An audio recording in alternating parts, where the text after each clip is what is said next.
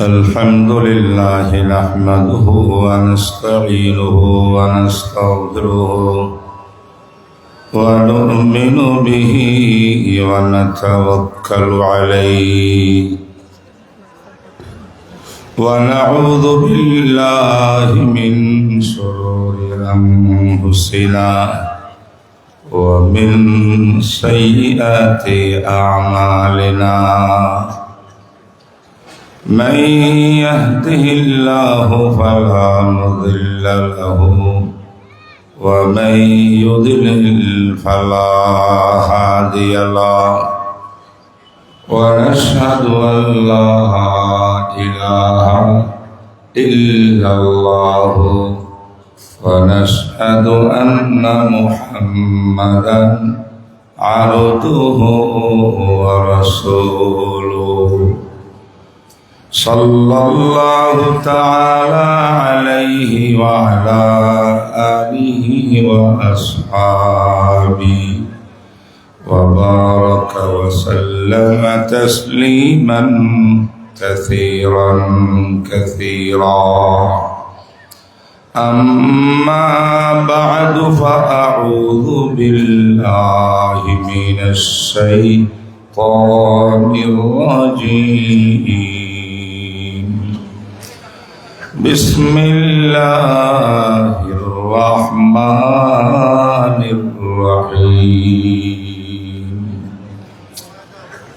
ومن يطع الله والرسول فأولئك مع الذين أنعم الله عليهم من النبيين والصديقين والشهداء والصالحين وحسن أولئك رفيقا وقال النبي صلى الله عليه وسلم اغدو عالما أو متعلما أو متبعا أو محبا ولا تكن خامسا فتهلك أو كما قال النبي عليه الصلاة والسلام অন্তরে অন্তঃস্থল থেকে মুহাব্বতের সঙ্গে পড়েন আল্লাহুম্মা সাল্লি আলা মুহাম্মাদিন ওয়া আলা আলি মুহাম্মাদ কামা সাল্লাইতা আলা ইব্রাহিম ওয়া আলা আলি ইব্রাহিম ইন্নাকা হামিদুম মাজিদ اللهم بارك على محمد وعلى آل محمد كما باركت على إبراهيم وعلى آل إبراهيم إنك حميد مجيد ভাই সাউন্ড সিস্টেম ঠিক করেন আমরা কথা না বলি ওরা ঠিক করবে সব সাউন্ডগুলো চেক করো সব মাইক বাজে কিনা ঠিক মতো আমরা কথা না বললে ভালো হবে ইনশাআল্লাহ ঠিক হয়ে যাবে সবাই মুহাব্বতের সঙ্গে জিকির করেন লা ইলাহা ইল্লাল্লাহ লা ইলাহা ইল্লাল্লাহ লা ইলাহা ইল্লাল্লাহ লা ইলাহা ইল্লাল্লাহ লা ইলাহা ইল্লাল্লাহ লা ইলাহা ইল্লাল্লাহ খুদি কা সিররে নেহা লা ইলাহা ইল্লাল্লাহ খুদি হ্যায় তেরে ফসা লা ইলাহা ইল্লাল্লাহ লা ইলাহা ইল্লাল্লাহ লা ইলাহা इल्लल्लाह। ये कलमा फसले गुलो लाला का नहीं पाबंद, बहार हो के खज़ां ला इलाहा इल्लल्लाह, ला इलाहा इल्लल्लाह, ला इलाहा इल्लल्लाह।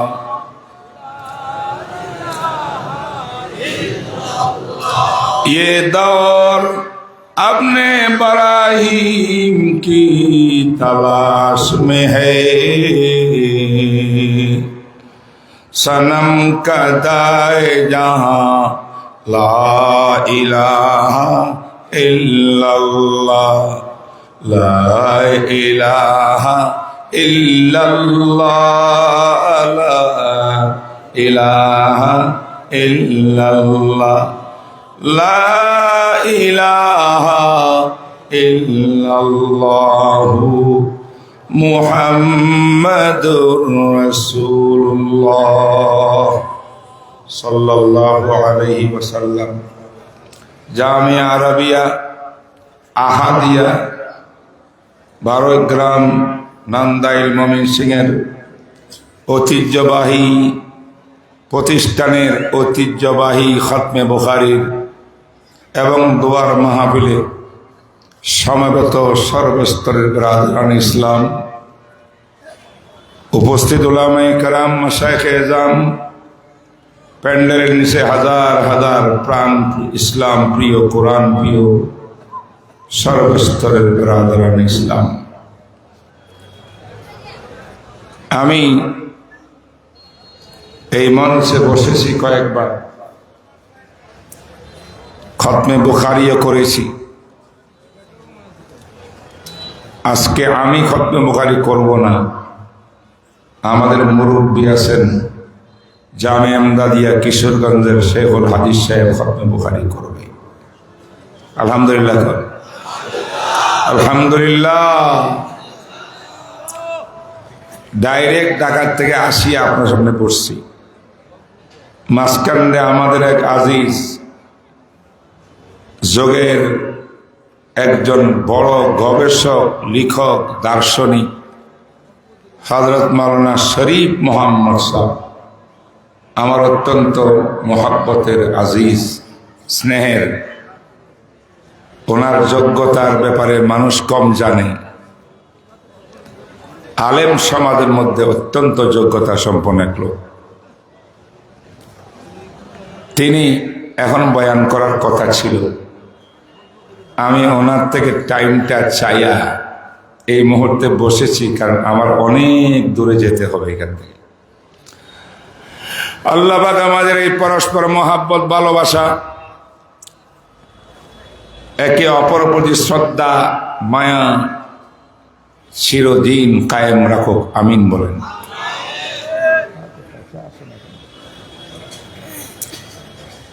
আমি কথা বেশি বলবো না,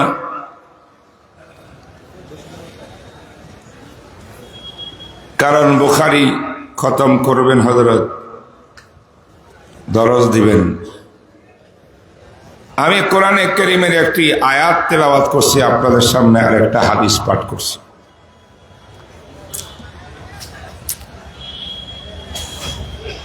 এই আয়াত এবং হাদিসের উপরে কেন্দ্র করে 2-4টা কথা। যে আয়াতটি তেলাওয়াত করছি, এবার আওয়াজ স্পষ্ট করো। কি করে দিলে আবার এখন আওয়াজ হয় না?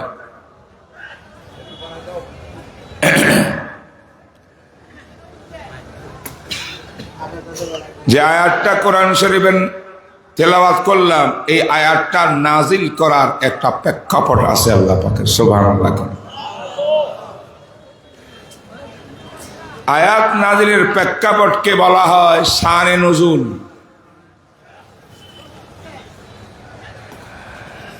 সেই শানে নুজুলটা সংক্ষেপে বললে এরকম বলা যায়, রাসূলুল্লাহ সাল্লাল্লাহু আলাইহি ওয়াসাল্লামের সাহাবা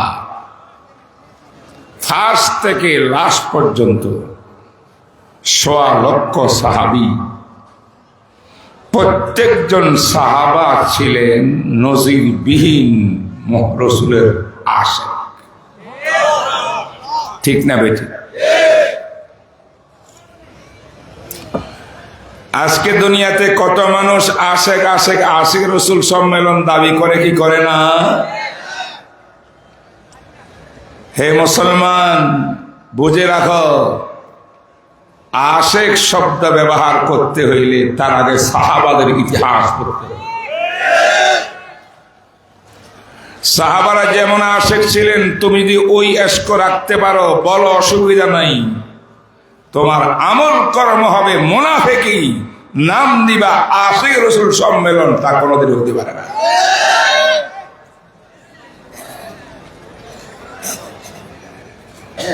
সাহাবারা আশিক ছিলেন।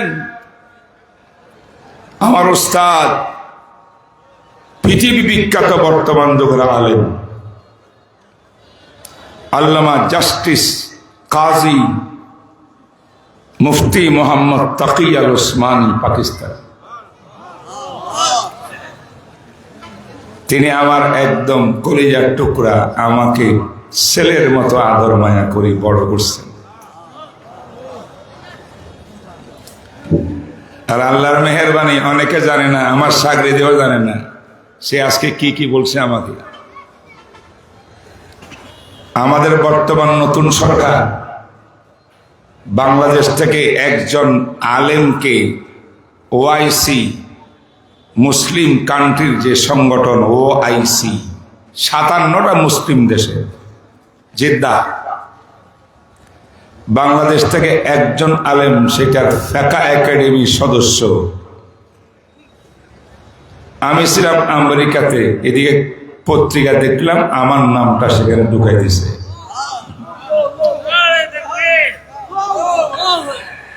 আর এই ফিকহ বোর্ডের 57টি ইসলামী দেশের ফিকহ বোর্ডের চেয়ারম্যান আমার উস্তাদ আল্লামা তাকি উসমানী।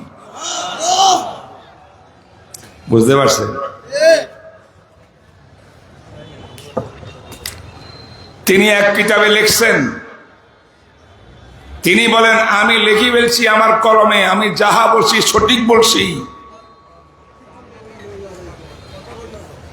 কি বলছেন? আমি বলেছি সাহাবাদের ইতিহাস পড়িয়া আমি যা বুঝলাম,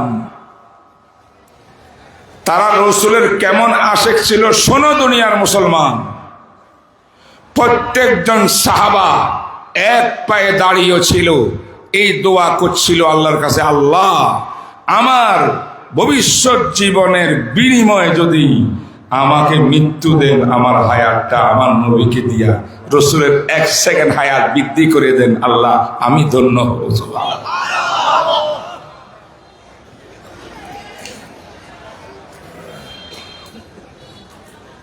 কথা বুঝেন নাই?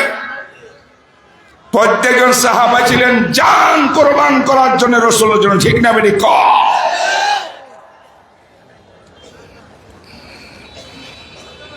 আল্লাহু আকবার। আমার ভাইরা, আল্লাহর আশিক আর নবীর আশিকদের মধ্যে দুইটা গুণ দেখা যায়, দুই রকমের। কারোর মধ্যে এশক, প্রেমের আগুন জ্বলতে জ্বলতে পাগলের মতো হইয়া যায়, অস্থির হইয়া যায়, কাবু করতে পারে না, নিষ্কিনিস পাগলের মতো চিল্লায়। ঠিক না বেঠিক? আবার কোন কোন আশিক এমন আছে, রাসূলের মহাব্বতে, আল্লাহর মহাব্বতে দিলটা ধাও ধাও করে চলে, কিন্তু বাহ্যিক আকার আকৃতির মধ্যে এটা বোঝা যায় না। দুনিয়ার আজকের আমাদের যুবক যুবতীরা প্রেম করে, করে কি করে না? প্রেম করা জায়েজ না হারাম? প্রেম করা যুবক যুবতী জায়েজ না হারাম? কথা মাস্তা বুঝছেন না আপনারা? অনেকে বলে নাই হারাম, বলেন হারাম। এই পবিত্র প্রেম বলতে কোনো প্রেম নাই, সকল প্রেম অপবিত্র। একমাত্র সন্তানে ভালোবাসবে পিতা মাতাকে, ভালোবাসবে আপন বোনকে, আপন ভাইকে, আপন স্ত্রীকে, এর বাইরে ভালোবাসা ইসলামী ভালোবাসা হইতে পারে না। ভালোবাসার নামে নোংরামি। আপনার যুবতী মেয়ে নিয়ে ভালোবাসি, পার্কে নিয়ে ঘুরতে গেছে, এরপরে গায়েব। এক সপ্তাহ পরে হোটেলে পাওয়া গেছে।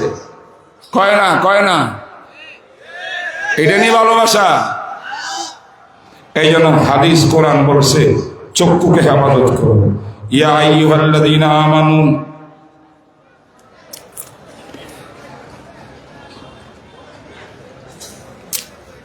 হে ঈমানদারেরা, নিজের চক্ষুকে হেফাজত করো, নিচের দিকে তাকাও, পর নারীর দিকে তাকাইও না।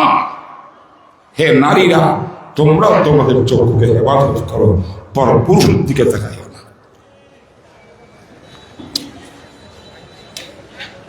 বুঝেন নাই? তো যেই কোরআনে বলে কোন পুরুষের দিকে তাকানো যাবে না, কোন মহিলার দিকে তাকাবে না, যদি তাকায় এর দ্বারা উল্টা কোন প্রতিক্রিয়া আসে, আল্লাহ পাক এই চোখের মধ্যে কিয়ামতের ময়দানে সীসা ঢালাই করে আযাব দেবে। কিন্তু আজকে আমাদের শিক্ষা, জেনারেল শিক্ষা এমন শিক্ষা দিয়েছে, আমরা মনে করি আমার মেয়েটা মেট্রিকে পড়তেছে, কলেজে ভর্তি হয়েছে, আমার মেয়ের 2-4টা বয়ফ্রেন্ড নাই, বন্ধু নেই।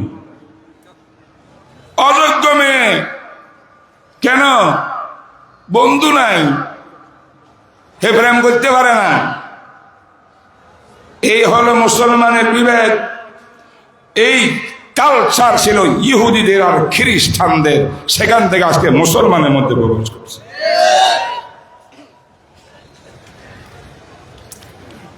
আল্লাহ হেফাজত করেন। সাহাবায়ে কেরাম আল্লাহ এবং রসুলের প্রেমিক ছিলেন। বর্তমান যুগেও প্রেম আছে। এই প্রেমিকরাও 2 প্রকার। কিছু প্রেম করে মোবাইলের ভিতরে জ্বলে, কিন্তু মা বাপকেও বলতে পারে না, প্রকাশ পায় না, মা বাপও টের পায় না। এক মেয়ের সঙ্গে 4-5টা ছেলের পিরিত চলতেছে, ছেলের সঙ্গে চলতেছে, কেউ তেমন পায় না, মাঝে মধ্যে দেখা যায়। আর কিছু পাগল এমন আছে যার সঙ্গে প্রেম করছে, এবার খানা ভালো না, আব্বার সঙ্গে ব্যবহার খারাপ, মায়ের সঙ্গে খারাপ। হে কয় আমি কি করবো? আমি আব্বা, আমি ওই মেয়েটা ছাড়া থাকতে পারবো না। আছে না নাই? কেউ প্রেম প্রকাশ করে আর কেউ প্রকাশ করে না। মাজনুন ছিল লায়লার আশেক। ইতিহাসের বড় করুণ কাহিনী লায়লা মজনুনের কাহিনী। সেই মাজনুন ছিল, লায়লা প্রেমকে লুকাইতে পারতো না, সহ্য করতে পারতো না, পাগলের মতো লাফাইতো। মরুভূমির মধ্যে গেছে একবার, মরুভূমি 12-20-30 বছর আগে এখানে গ্রাম ছিল আবাদ, পরে পরিত্যক্ত সম্পদ, আবাদি শেষ হইয়া গেছে, কোনো মানুষ সেখানে নাই, কিন্তু একটা ঘর আছে, ঘরের 2-4টা ইট দিয়া পাথর দিয়া একটু ঘরের আকৃতি আছে। এইখানে একদিন লায়লার বাড়ি ছিল, ঘর ছিল, তাও 24-25 বছর আগে। এই পাগলে লায়লার আখড়ে হইয়া, অস্থির হইয়া ওই বাড়ির চারপাশে দেওয়াল, বাঙ্গা দেওয়ালের চারপাশে তাওয়াফ করত, আর দেওয়ালে দেওয়ালে সুম দিত। একজন মানুষ বলে, এ মাজনুন, কত বড় পাগল তুমি, যেই দেয়ালে তুমি চুম্বন করতেছ, একটু আগে আমি দেখেছি কুকুর আসিয়া ঠ্যাং একটা তুলিয়া পেশাব করছে এর মধ্যে। এইখানে কোনো আবাদি নাই, মানুষ নাই, এমন গান্দা জায়গার মধ্যে তুমি পাগলের মতো ঘুরতেছ কেন? চুম দাও কেন? দেখছেন আশেকে কয়, মাজনুনে কয়, আমি পাগল না বেটা, তুই পাগল, আমারটা তুই কি বুঝবি? আমরু আলা দিয়ারে দিয়ারে লাইলা উকাব্বিলু যাল জিদারা ওয়া যাল জিদারা ওয়া মা হুব্বুস দিয়ারে শাগাফনা কলবি ওয়ালাকিন হুব্বু মান সাকানা দিয়ারা। মাজনুনে বলে, তুমি দেখতেছ আমি পাথর চুম দিতেছি, আমার সামনে পাথরও নাই, ইটও নাই, কিচ্ছু নাই। আমি তো 24 বছর আগে এই ঘরে আমার প্রেমিকা ছিল, আমি যখন চুম দিতেছি আমার মনে হচ্ছে আমার প্রেমিকাকে চুম দিতেছি। আল্লাহু আকবার। প্রেমের কাহিনী বহু আছে পৃথিবীর ভিতরে। সাহাবায়ে কেরাম যে প্রেম দেখাইছে বিশ্ব নবীর সাথে, আল্লাহ পাকের প্রেম পৃথিবীর মধ্যে এমন কোন মাখলুক সৃষ্টি হয় নাই সাহাবাদের মতো আল্লাহ রাসূলকে মহব্বত করতে পারে। ঠিক না ঠিক বলেন না? কবি বলে শামএ কো হিকমত क्या जो तेरी परवानों में है, शम्ए को हिकमत किया जो तेरे परवानों में है, लुत्फ जीने में नहीं जल जल के मर जाने में है, लुत्फ जीने में नहीं कट कट के मर जाने में है। নবীর আশিক সাহাবাদের অবস্থা হলো এর মোকাবেলা। এই লাইটের সামনে কতগুলা পোকামাকড় আসে, লাইটের পাগল হইয়া আলোর পাগল হইয়া এই পোকামাকড় লাভ দেয়, চারিদিকে ঘুরে, আবার ঘুরিয়া জলে পড়ে সব মরিয়া নিচে আসে, প্রাণ দিয়া দেয় প্রেমিকের জন্য। প্রেমিককে এই লাইটটা বলেন যে এই সমস্ত পোকা মাকড় যা লাইটের পাগল জান দিয়া নিচে মরি ছাই হইয়া গেছে, এরাও সাহাবাদের প্রেমের মতো প্রেম দেখাতে পারে না। সাহাবারা বলেন আল্লাহ আপনার জন্য কেটে কেটে টুকরা টুকরা হইতে রাজি। নবী আপনার গাম যেখানে পড়বে সেখানে আমার টালা রক্ত প্রবাহিত হবে। আপনার জন্য জান দেব, মাল দেব, জেলে যাব, ফাঁসির কাস্টে চলবো, টুকরা টুকরা হয়ে যাব, তবু নবীর ইজ্জতের উপরে আল্লাহর বাণীর উপরে কোন আঘাত করতে আমরা দিব না।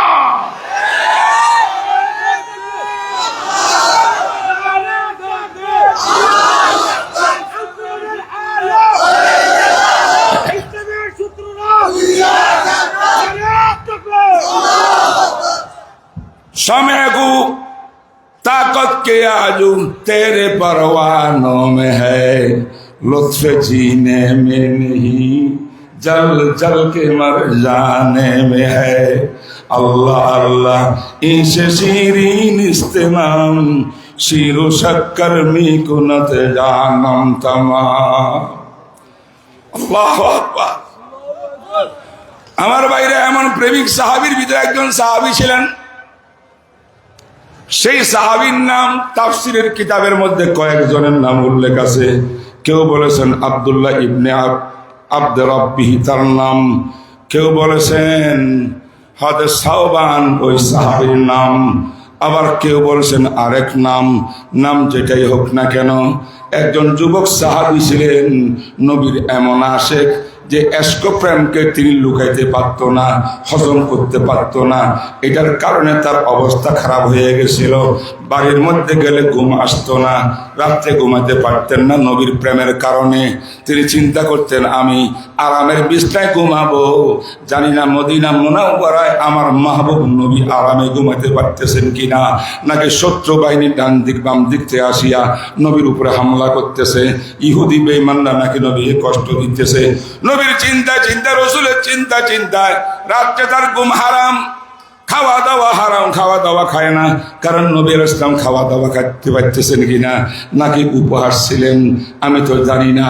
আমার আম্মায় খানা সামনে আনে, স্ত্রী আনে ভালো ভালো খাবার, আমি খাই না। রাত কাটাই কেমনে জিকির করতে করতে, আল্লাহর কাছে কানতে কানতে, তাহাজ্জুদ নামাজ পড়তে পড়তে রাত কাটাইয়া দিই, আমার ঘুম আসে না। খাওয়া দাওয়া না খাইতে না খাইতে আমি কাঙ্গালের মতো হইয়া গেছি, শরীর স্বাস্থ্য নষ্ট হয়ে গেছে, চোখ গুটা গর্ত হয়ে গেছে, হাঁটি ছাড়া শরীরের মধ্যে আর কিছু নাই। এগুলা হলো এক আশেকের কাজ, যে আশেক নবীর এশককে হজম করতে পারে না। আল্লাহ নবীর দরবারে আসিয়া এই আশেক, কথা বলবেন না, এই আশেক আসিয়া রসুলের সামনে বসে থাকে। সকাল হইলে রাত্রিও ঘুম নাই, খাওয়া দাওয়া নাই, নবীর সামনে হাজির। নবীর চেহারার দিকে তাকাই থাকে, আর কোনো দিকে তাকায় না। একদিন নবীজির চেহারা দৃষ্টি পড়ছে সাহাবীর দিকে। কিরে সাহাবী, তোমার এই অবস্থা কেন? ক্যান্সার ট্যান্সার কোনো মারাত্মক রোগ হয়েছে নাকি? শরীর স্বাস্থ্য এত খারাপ কেমনে হইয়া গেল? সাহাবী কাঁদে, কোনো কথা বলতে পারে না। পরে লাস্টে কয় মা বি ওয়াজউন ইয়া রাসূলুল্লাহ, নবী গো আমার দেহের মধ্যে কোনো রোগ টোগ কিচ্ছু নাই, ব্যথা নাই, বেদনা নাই, কোনো ক্যান্সার রোগী না। আমার মধ্যে যাহা দেখছেন এটা আপনার নবীর ইশক আর প্রেম।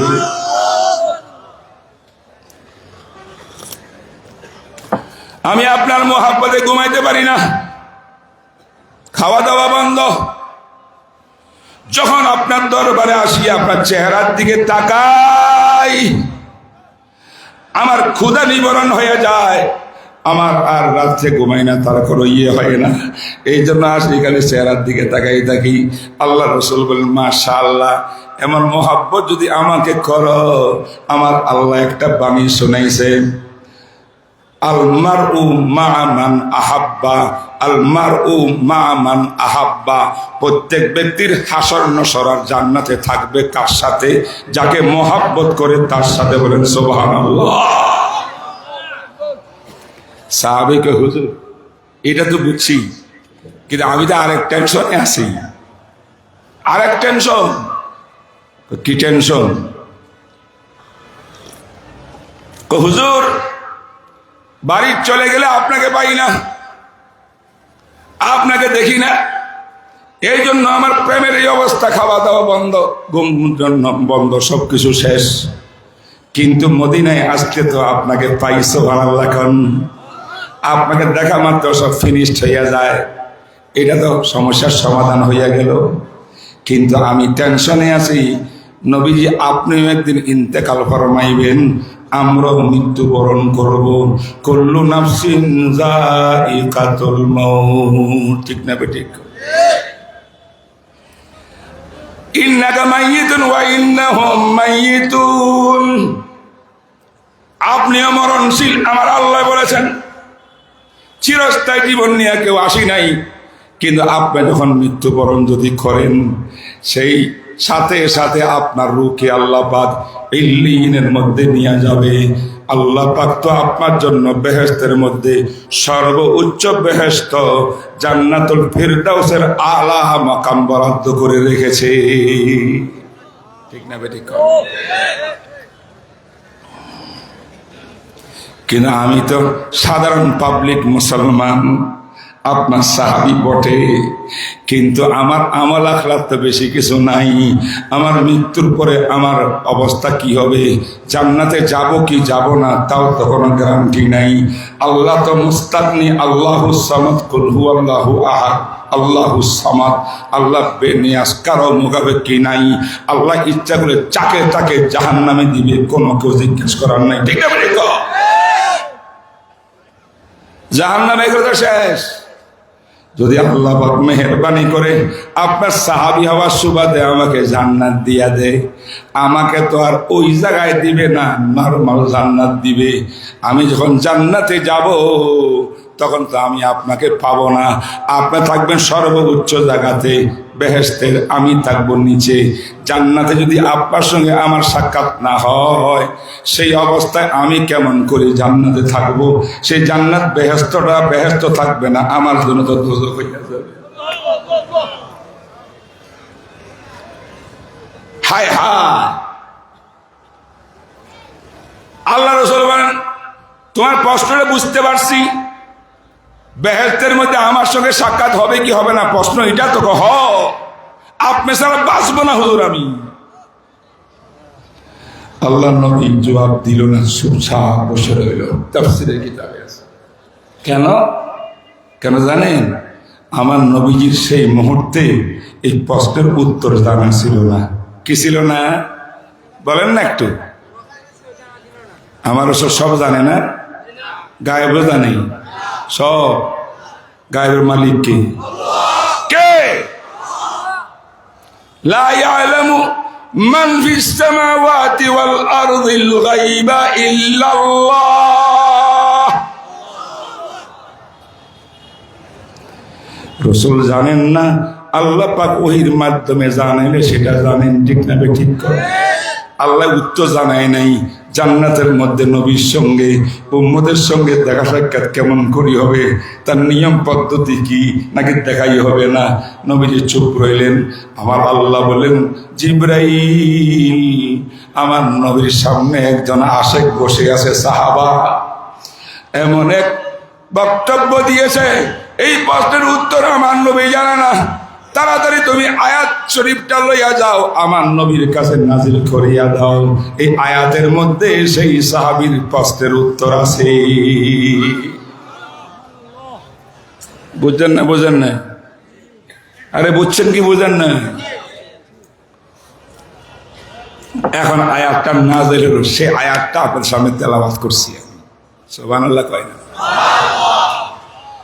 জিবরাইল আসিয়া বলল, ওহী নাযিল করলেন নবীর কাছে, কি? ওয়া মান ইউতিইল্লাহ ওয়ার রাসূল ফাউলাইকা মা'আল্লাযীনা আন'আমা আল্লাহু আলাইহিম মিনান নাবিয়্যিন ওয়াস-সিদ্দীকিন ওয়াশ-শুহাদা'i ওয়াস-সালিহিন ওয়া হাসুনা উলাইকা রাফীকা। আল্লাহু আকবার। কি বলছেন আল্লাহ?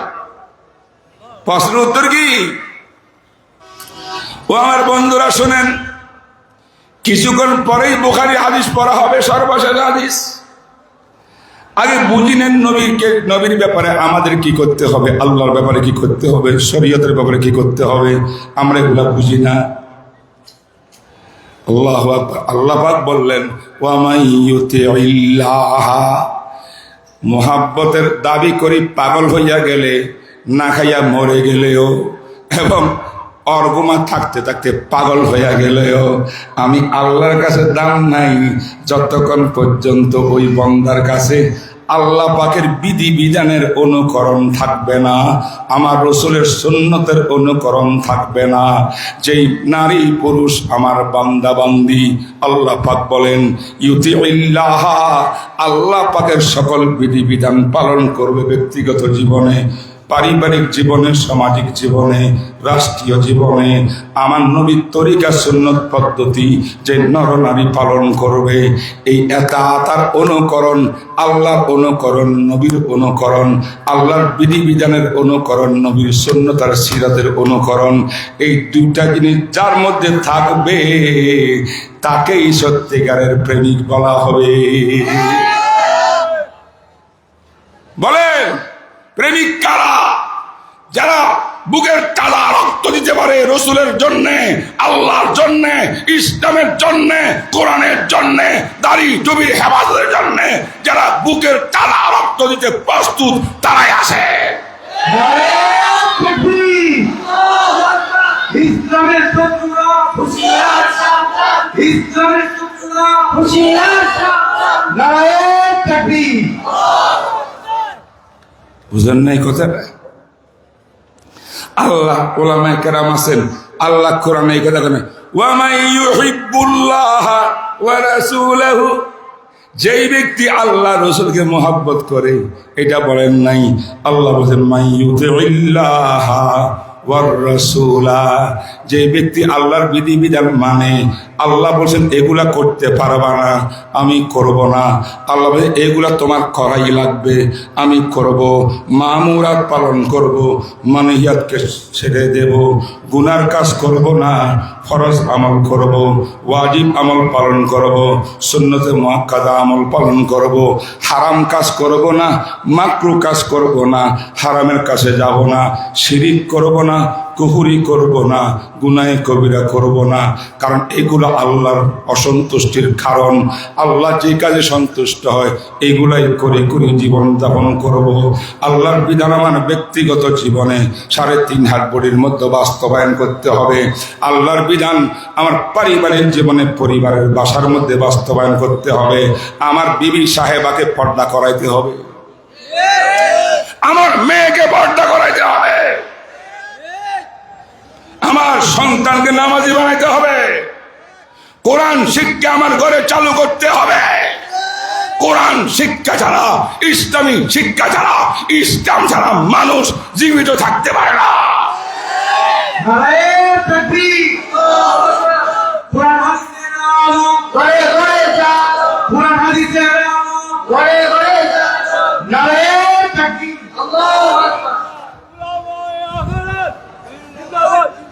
জাযাকুমুল্লাহ, বুঝলেন না আমার কথাটা? বলেন আল্লাহ কি বলছে, কাকে মানতে গেছে? মাই ইউতিল্লাহ, মানে আল্লাহ হুকুম আকা মানা। বলেন না কেন, কি মানা? এই আমার ভাইরা, বিশাল ইজতেমা, আমার সময়ও কম। এই আয়াতের তাফসীর সারা রাত চলতে পারে, শেষ হবে না। আল্লাহর বিধান কি শুধু নামাজ? হ্যাঁ, জিকির সহজ, অবশ্যই নামাজ গুরুত্বপূর্ণ, সবচেয়ে গুরুত্বপূর্ণ, কথা কয় না? কিন্তু কিছু বিধান এমন আছে কঠিন, আমাদের মন চায় না মানতে, ঠিক না বেঠিক? বাপ মারা গেছে, 3 ছেলে 3 মেয়ে, পোলায় কয় এই আমাদের ময়মনসিংহের কিশোরগঞ্জের সিস্টেম হলো বোনেরা বাপের বিটা বাড়ি পায় না, তাই তরকা হিসাবে এটা দেওয়া যাবে না, এটা 3 ভাইয়ে বন্টন করবো, কথা কয় না?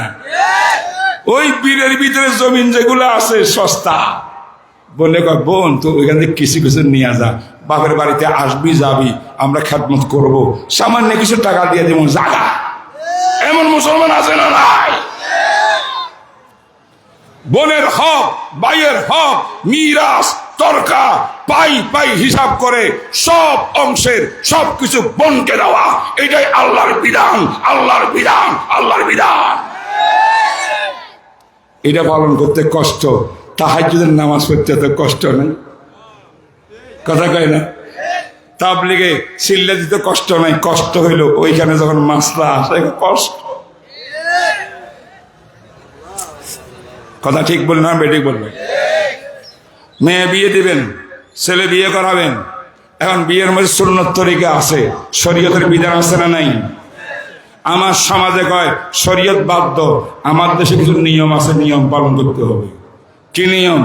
মেয়েকে হলুদ দিতে হবে, হলুদের দিন বিয়ের আগে 3 দিন 1 দিন আগে সব ছেলেমেয়েরা একত্রিত হবে, মেয়েকে সাজগোজ করবে, একখানে বসাবে, কেউ শয়তানি করবে, দুষ্টামি করবে, এই করবে সেই করবে, মেয়েটাকে ওইখানে খেলনা বানা দেখছে।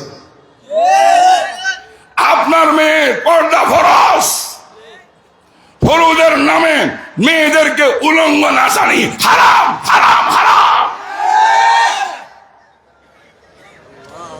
আমরা কষ্ট পাইলে পান, আমি কি করব? পাইছেন কষ্ট? বিয়ের মাস্টার দেখুন নো, আমি কি বলতাম, এত বিষয় আসতেছে আজকে, আমি সারাত করবো শেষ। হযরত যায়েনব বিনতে জাহশ রাদিয়াল্লাহু তাআলা আনহা, আয় হায়, আমার রাসূল একজন ছেলে পালক পুত্র রাখছিলেন, সবাই জানেন, যায়েদ ইবনে হারেসা। অন্য দেশের লোক, দেখতেও বিশ্রী কুশ্রী, খুব বেশি সুবিধার না, বংশের কোনো তেমন পরিচয় নাই, আর রাসূল গোলাম ছিল, রাসূল আজাদ করে দিয়া সঙ্গে রাখছে। আল্লাহ নবী এই ছেলের জন্য প্রস্তাব দিয়েছেন মক্কা মুকাররমার সবচেয়ে সম্ভ্রান্ত বংশীয়, পৃথিবীর বিখ্যাত সুন্দরী হযরত যায়েনবের কাছে, ওনার হুজুরের ফুফুতো বোন। ফুফুর কাছে, ফুফার কাছে বলছে, আমি আমার বোনকে চাই আমার ছেলের জন্য। ছেলে কোনটা? পালক পুত্র। মিয়া কয় না, পালক পুত্রকে নিজের পুত্র। হেরা কয় নবীকে এত মহব্বত করি, নবীজির কথা একটা অমান্য করি না, সব মানি, আমরা নবীর আশেক, আশেক, এটা তো মানতে পারবো না, এটা মানা সম্ভব না। মান সম্মান যাবে, নাক কাটা যাবে, এত বড় আমাদের মেয়ে সুন্দরী, এত বংশীয় মেয়ে, আর এটা বুঝে আমি এটা গোলাম, কালো, বংশের কোনো পরিচয় নাই, এর কাছে বিয়ে দিব? নবীর কথা, কথা কয় না, কথা কয় না। আল্লাহ পাক রব্বুল আলামিন কয়, ফালা ওয়া রাব্বিকা লা ইউমিনুন হাত্তা ইউহাক্কিমুকা ফীমা শাজারা বাইনাহুম সুম্মা লা ইয়াজিদু ফী আনফুসিহিম হারাজাম মিম্মা কাযাইত ওয়া ইউসাল্লিমু তাসলিমা। আল্লাহ।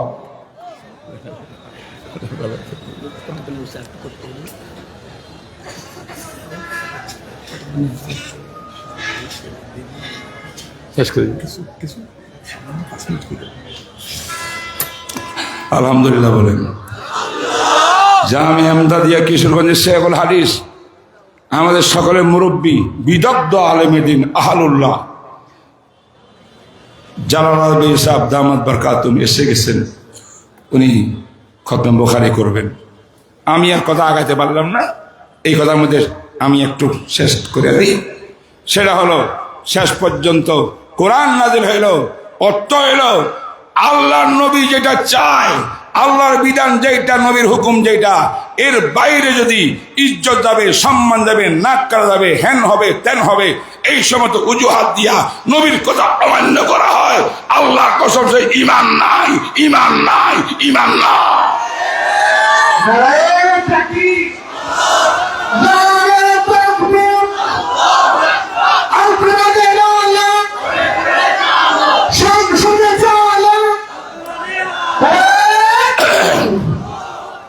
কথা বুঝছেন না? বোঝার নেই। আল্লাহর বিধান কি? আকীদা, বিশুদ্ধ আকীদা রাখতে হবে। আকীদার মধ্যে শিরিক ঢুকানো যাবে না। বিশুদ্ধ আমল করতে হবে, আমলের কাছে বেদাত ঢুকানো যাবে না। ঠিক না বেটি? আইনদাতা, হুকুমদাতা আল্লাহ। ওয়াদা করেছি লা ইলাহা ইল্লাল্লাহ, আল্লাহ আপনার আইন ছাড়া কারো আইন মানব না। তা আব্রাহাম লিঙ্কনের আইন মানি না, মাও সেতুকের আইন মানি না, গণতন্ত্র ফনন্ত্র বুঝি না। আমরা সংসদে কোরআন শোনার আইন চাই। রাজি আছেন সবাই? বহুত কিছু এই দেশের মুসলমানদেরকে মানুষ দেখাইছে, চোর বাটপারের কোনো অভাব ছিল না। আমরা আগামী সংসদ চাই, কোরআন শোনার বাংলাদেশ চাই। কারা কারা একবার হাত তুলিয়ে দেখাও।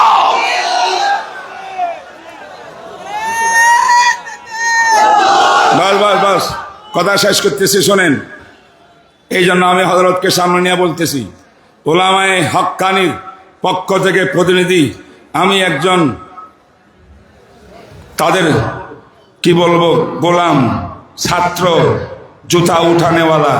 আমার কাছে এলেম কালাম নাই, আমি ওনাদের প্রতিনিধি করতেছি। কি জানেন, আজকে দেখা যায় সংসদে বসার জন্যে অনেক দল নিজের বাহাদুরি দেখাইতেছে। 5 তারিখে আমরা এইটা করছি, 5 তারিখে সেটা করছি, এই সেই কইয়া এখন শুধু জাতিকে দেখাচ্ছে আমাকে ভোট দিয়া, ম্যান্ডেট দিয়া সংসদে পাঠাও। আজকে সম্মেলন থেকে আমার দাবি, কি দাবি মানবেন সবাই? একমত হবেন? আমাদের দাবি, আপনি সংসদে যান, জাতি ম্যান্ডেট দিলে যাবেন, কোনো সমস্যা নাই। কথা হইল, আজ বাংলাদেশের ইতিহাস প্রমাণ করেছে এই দেশের আগামী ইতিহাস উলামায়ে কেরাম ছাড়া কোনো ইতিহাস হবে না, হবে না, হবে না।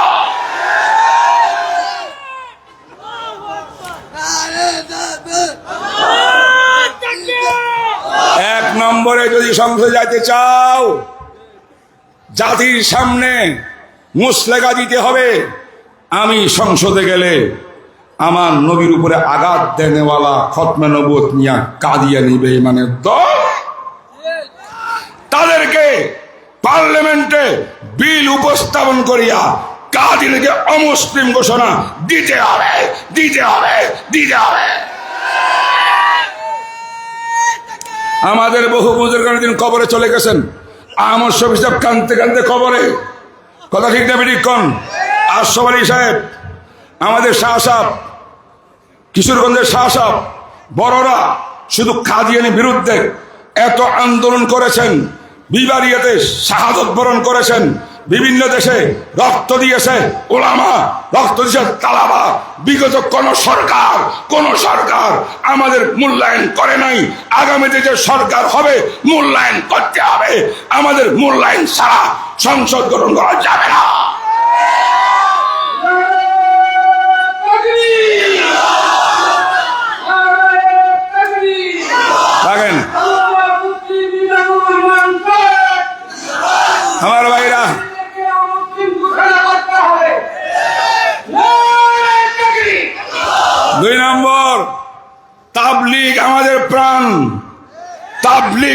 যান।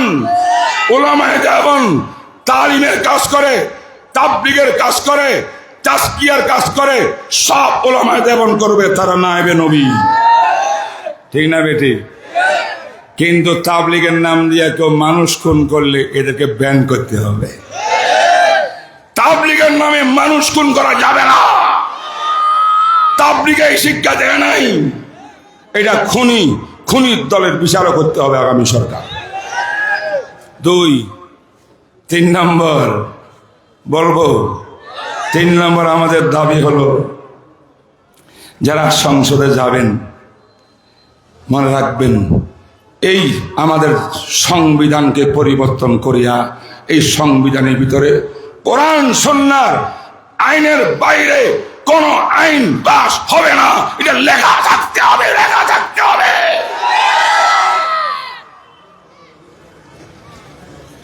ছয় নম্বর, যারাই যান, উলামায়ে কেরামের যে অবদান এই দেশটা নতুন করে স্বাধীন করার ক্ষেত্রে, এই অবদান স্বীকার করে উলামাদের পরামর্শ নিয়ে দেশ চালাইতে হবে। কথা কয় না?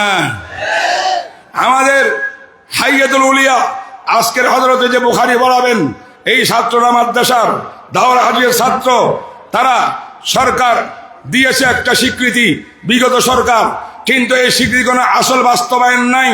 এই কাগজ নিয়ে কোথাও গেলে আমাদের মূল্যায়ন হয় না। আমাদের দাবি, সমস্ত বাংলার ছাত্র জনতার দাবি, এই শিক্ষার স্বীকৃতিকে সত্যিকারের বাস্তবায়ন করতে হবে, বাস্তবায়ন করতে হবে।